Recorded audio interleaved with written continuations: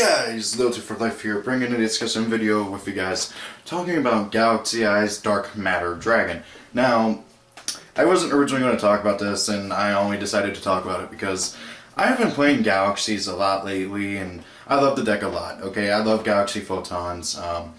For those of you who watch my live streams, that's pretty much my live stream on Sunday. That's pretty much the only deck I played almost throughout the entire live stream. And I even took a tournament at my local, at my locals on Saturday. That's why I didn't do my live stream on Saturday, because I was so tired. I went through the entire locals, ended up topping 10th out of 24 people, which is really nice. But however, that's beside the point. So, Galaxy Eyes Dark Matter Dragon. He's a rank 9, 4,000 attack. I don't think he has any defense yet. For some reason, that's completely okay on this thing, yet it's for some reason a sin on Rainbow Dragon. Anyway, so whenever you can basically use a Galaxy Eyes monster you control to go into this thing, Chaos Exceed Summon without a rank up or anything. Although you could use a rank up, I think, for the most part. Anyways, when he is summoned, you can send 3 dragons from your deck to the graveyard with different names to make your opponent banish 3 monsters from their deck. You can also detach and exceed material. He can attack twice this turn, but however, he has to attack monsters if you do so. So now, if you have seen anything on A's and I's or Galactic Gods, if you haven't, if you want to see a good example of what this thing can do, go and watch Galactic Gods' video.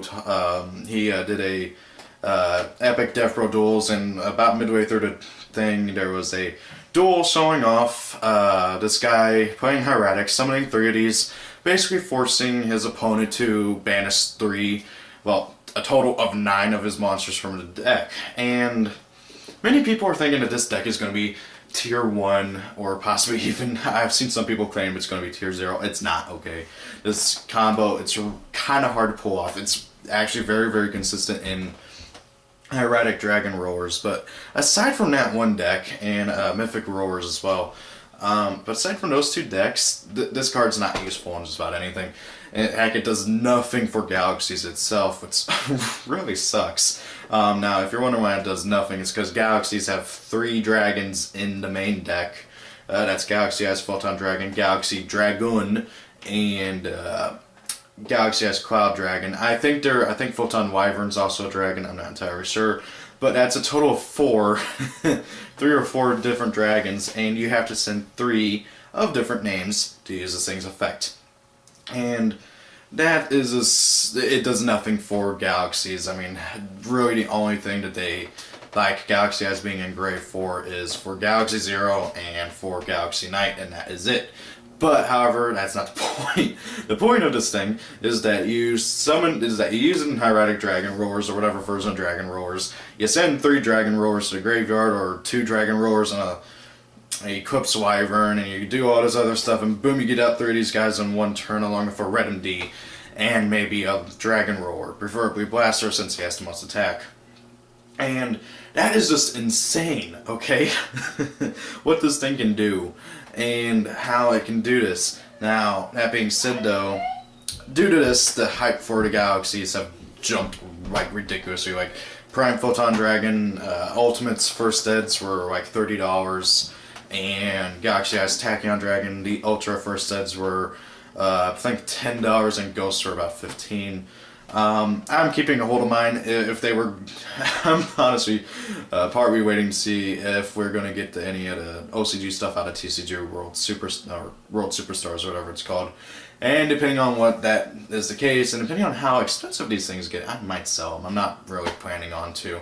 But however, and like, if you're not playing Galaxies, just sell your Prime Photons and your Tachyons now, unless you're planning on playing Dark Matter Dragon and all that other Dragon Roar stuff. And honestly, I don't know how this is going to do in TCG. I mean, it's got to worry about a few different things. First and foremost, the combo is much harder to pull off without the Galaxy Eyes Full Armor Dragon. I keep wanting to call him Full Metal Dragon because of Full Metal Alchemist.